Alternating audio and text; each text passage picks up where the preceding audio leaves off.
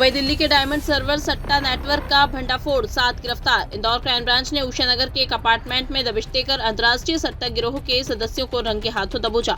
Diamond server के जरिए अंतर्राष्ट्रीय स्तर पर क्रिकेट और कैसीनो का अवैध कारोबार चला रहे थे। गिरोह के तार दिल्ली और दुबई से जुड़े, जहां से सट्टे की ऑनलाइन आईडी ली जाती थी। आरोपी ग्राहकों को आईडी पासवर्ड बेचकर सट्टा खिलाते थे और रकम के बदले डिजिटल पॉइंट्स देते थे। सट्टे के पैसे जमा करने के लिए कई अज्ञात और फर्जी बैंक खातों का इस्तेमाल किया जा रहा था। पुलिस ने मौके से भारी मात्रा में मोबाइल, लैपटॉप और करोड़ों के लेन देन के डिजिटल साक्ष्य बरामद किए। कार्रवाई ने शहर में सक्रिय अंतर्राष्ट्रीय सट्टा माफियाओं के संगठित नेटवर्क को पूरी तरह ध्वस्त कर दिया है। Additional DCP crime branch Meena Chauhan ने दी जानकारी। कल देर रात क्राइम ब्रांच ने हमारे आदरणीय सीपी सर और एडिशनल सीपी सर के निर्देशन में, जैसा कि आप सबको पता है कि हम लोग क्राइम के अगेंस्ट एकजुटता से लगे हुए हैं, उसी श्रृंखला में हमने कल क्राइम ब्रांच ने उषानगर स्थित एक फ्लैट में साई नयन करके अपार्टमेंट है, जिसके फ्लैट नंबर 102 में अवैध रूप से ऑनलाइन सट्टा चलाते हुए सूचना मिली थी, जिसपे से दबिश दी गई और कुल 7 आरोपी उसमें पकड़े गए हैं और 3 लैपटॉप है उसमें और 1,40,000 का उसमें मशरूका मिला है और 39 करीबन हमारे मोबाइल उसमें जब्त किए गए हैं।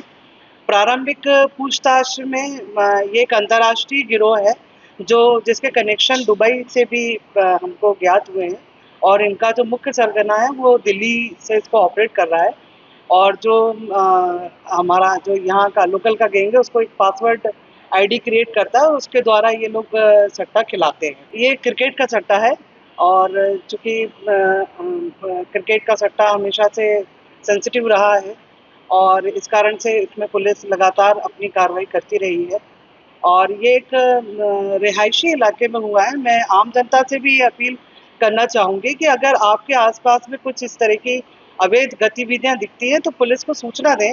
नहीं, ये हमारी मुखबिरी से हुआ है, जनता ने इसकी सूचना नहीं दी थी, लेकिन मेरी रिक्वेस्ट है कि अगर इस तरह का आपका पड़ोस है जो आपको लगता है कि कुछ अवैध गतिविधि चल रही है तो भले ही गोपनीय तरीके से लेकिन सूचना दें। ये आरोपी पूरे 7 आरोपी जो है वो शिवपुरी से बिलोंग करते हैं और यहाँ आके फिर ऑर्गेनाइज्ड तरीके से क्राइम करते हैं। हाँ, किराए का फ्लैट लिया है और हम फ्लैट मालिक को भी इसमें सह आरोपी बनाएंगे क्योंकि इस तरह की उसने सूचना दी है नहीं दी है, अभी ये विवेचना में हमारा अभी जारी है। ये सभी 20 से लेकर 35 के एज ग्रुप के हैं और ये सभी शिवपुरी से हैं और थोड़े ग्रामीण परिवेश से ही हैं और यहाँ आके प्रारंभिक पूछताछ में पता चला है कि वो 1-2 साल से जब सीजन होता है तो यहाँ आते हैं, अपना सेटअप लगाते हैं और इस तरीके से क्रिकेट का सट्टा खिलाता है। हाँ, ये पूरा मोबाइल ऐप के माध्यम से ही हो रहा था और कई हाईटेक इन्होंने संसाधनों को उपयोग करके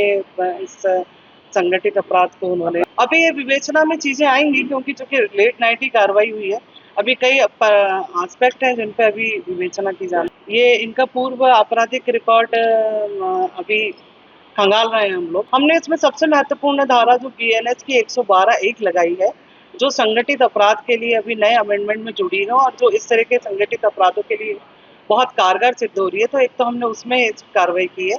आईटी एक्ट की हमने 66 इसमें लगाई है क्योंकि आईटी के माध्यम से ही ये क्राइम अंजाम दिया जा रहा था और बाकी मध्य प्रदेश जो हमारा गैम्बलिंग एक्ट है उसके टोटल हिसाब है 7,70,000 का इसमें हिसाब है, जिसमें 1,40,000 नगद है, 39 करीबन मोबाइल है, उसमें 3 लैपटॉप है विद चार्जर है और इसमें एक चीज और इंटरेस्टिंग है कि कई म्यूल अकाउंट का भी इसमें उपयोग किया गया है।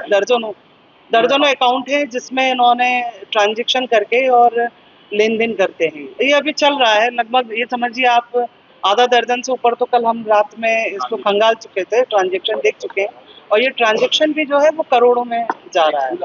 अभी चूंकि हम विवेचना चल रही है इसलिए ये बहुत प्रारंभिक स्तर नहीं, वो भी अभी हम दिखवा रहे हैं क्योंकि शिवपुरी से रिकॉर्ड मंगाना रहेगा हमको। दिल्ली के थ्रू जो प्रारंभिक पूछताछ हुई है उसमें मुख्य आरोपी ने बताया है कि दिल्ली और फिर दिल्ली के थ्रू दुबई से इनके कनेक्शन है।